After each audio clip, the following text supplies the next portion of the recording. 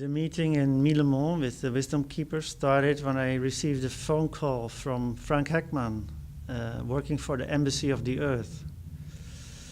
He was interested to make the voice of indigenous peoples heard more louder and present indigenous peoples as people with the solution for climate change. So we talked, we met, and I told Frank about my experiences with Alifuru people. We call them Moluccan people here in the Netherlands.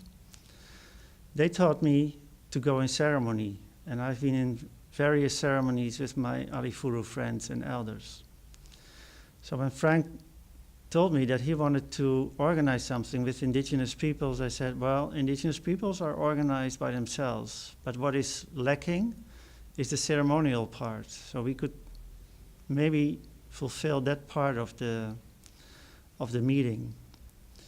So we joined with our friends, and I asked my Alifuru friend to call his elders in his home country to see if they supported the idea to have a ceremonial gathering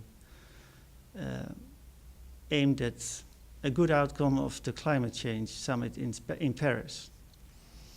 It took a couple of weeks because his elders are very difficult to reach, but 3 elders all said, yes, you have to do this. So that's why we come together here in Milemont in conjunction with the climate summit that's going on in Paris, to be in ceremony, to remember who we are, and to find a vision, a common vision and a common ground to work together in unity as humankind. To unify means to really meet each other, to look each other in the eyes, and to connect from heart to heart, and to understand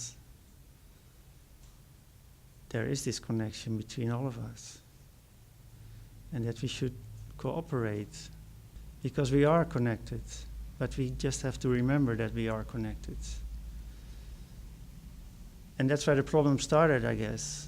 We lost the understanding, the realization how connected we are to everything there is on Mother Earth. There was never a plan for this ceremonial gathering. We were kind of guided to go here, and the place was actually offered to us.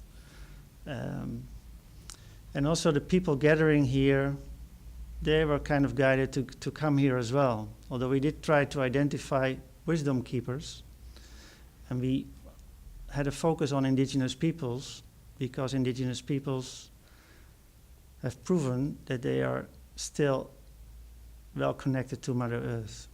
So we started with indigenous elders and grandmothers, but along the way we realized we should also include the youth. And then we invited some young people as well to come to this meeting. And we should not just invite indigenous peoples, because we realized actually we're all indigenous to Mother Earth. So those who are here were meant to be here.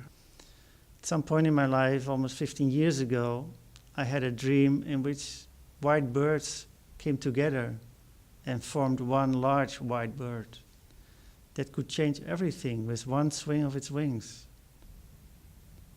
It took millions of years, billions of years to create this planet, this beautiful planet we have. It's all we have. Let's be careful and let's work together to preserve that for the next generations. A rapid change in consciousness is possible because we are all connected in many ways these days on a global scale.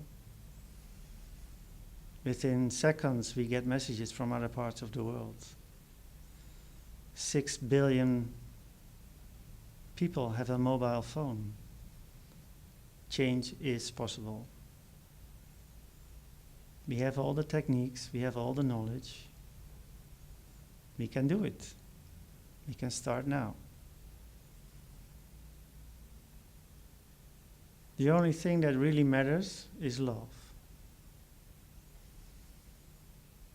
So if I were now to speak for the entire world, this is what I would say. We had a very intense process here in Millimon to come together, to see each other, to feel each other, to listen to each other. And it wasn't always easy. But looking back, I feel we did come together. We did unify as one. We came out with a wonderful, inspiring statement which was written or read out by the young people that were part of our gathering. And this statement is so inspirational that when I look back now, a year later, I can see that it's happening. Last week we were in Marrakesh, COP22, the next step in the climate negotiations globally. And we met with Hopi rain catchers, young Hopi people who are simply restoring the earth by moving rocks to catch the rain and to bring the rain back to the springs so that the corn can grow better. Very simple, just moving rocks. We all have to move rocks. I think the most important message that we formulated here in Millimon together is that we have to take life back into our own hands. As simple as that. We don't have to ask any authority or anybody